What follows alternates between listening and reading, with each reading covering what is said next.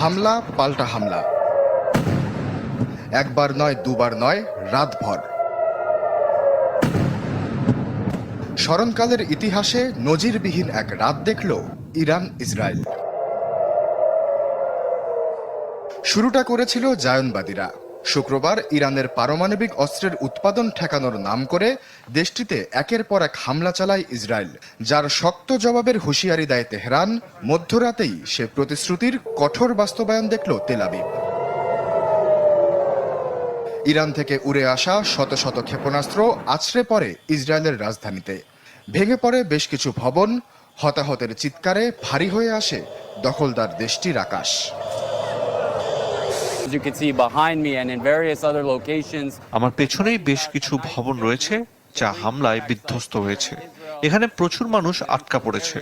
আমরা তাদের উদ্ধার করার চেষ্টা করছি, তবে ধ্বংসস্তূপ সরানো কঠিন হয়ে পড়েছে। আকস্মিক হামলার তীব্রতায় হতবিহ্বল হয়ে পড়ে আইডিএফ, আর নেতৃত্বে যার থাকার কথা সবার সামনে, সবার আগে তিনি দিলেন গা ঢাকা। হামলার পর মুহূর্তেই নিরাপদ আশ্রয়ে সরে যান নেতানিয়াহু। তবে কোথায় সে নিরাপদ স্থান, সেটি রাখা হয় অজ্ঞাত।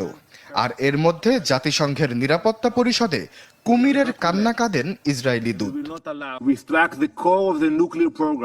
ইরান ব্যালিস্টিক ক্ষেপণাস্ত্র ছুড়েছে। এখনই তাদের না থামালে দুদিন পর পারমাণবিক ক্ষেপণাস্ত্র ছুড়বে। বিশ্বশান্তি ধরে রাখতে ইরানকে কোনোভাবেই পারমাণবিক অস্ত্র রাখার অনুমোদন দেয়া যাবে না।